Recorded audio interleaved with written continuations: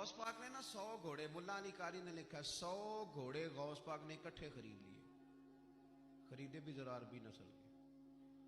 तर्जमा करा अज तक की बनता है इस गल का, यानी 1.25 करोड़ वाली पजारो तो भी 100। बड़ी मुश्किल में नहीं आ जाते देखने वाले। दसो मौलवी साहब का की काम है, इनिया गड्डियां कट्ठियां वो है गल। तो गौस पाक ने 100 घोड़े इकट्ठे ही, यहाँ एक रवायत है कि 50 घोड़े अरबी नस्ल के महंगे। उस दौर में वही अरबी नस्ल के घोड़े कमाना वही था जो आज आपके यहाँ ना लैंड क्रूजर कमाना है। एक गौस पाक का मुरीद था, तो एक शख्स से कहने लगा चल मैं तुझे अपने पीर साहब से मिला के लाऊं। मुल्ला अली कारी ने इसको लिखा है। तो वो कहने लगे मैं नहीं जाता पीरों के पास। उसने कहा चल तो सही। वो ले आया। पहले दिन दाखिल हुए तो गौस पाक के अस्तबल में 50 घोड़े बंधे हुए।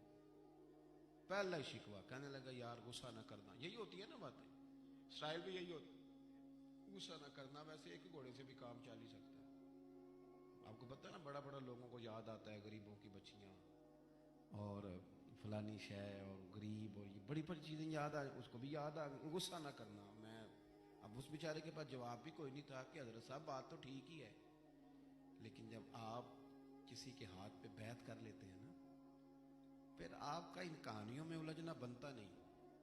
फिर आज ये तो बातें पहले की थी ना, सोचते पहले तो बात हो गई, अब तो अमल करना है।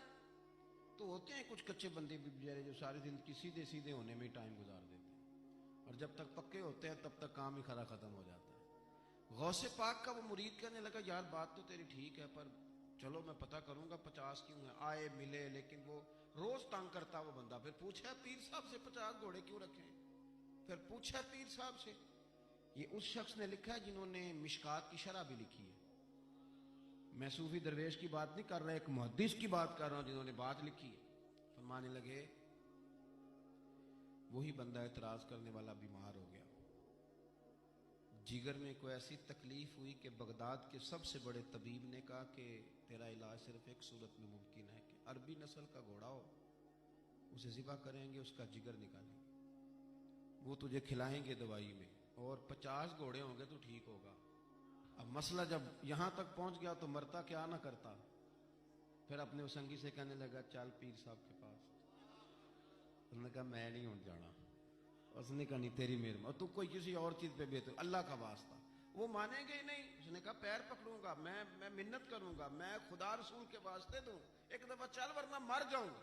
अब मरने वाला बंदा क्या करे, जब मौत सामने नजर आए तो गया गौस पाक के पास और कहता सारे रास्ते सोचता गया कि पैरों पे सर रखूंगा, पगड़ी उतारूंगा, ये करूंगा, मिन्नत करूंगा, माँ की बात सुनाऊंगा, अपनी बहनों का वास्ता दूंगा, बड़ा कुछ करूंगा, हुजूर आ उसके सदके मान जाए, छोटे बच्चों की बात सुन। सारे रास्ते तैयारी करता गया, लेकिन जब गौसे पाक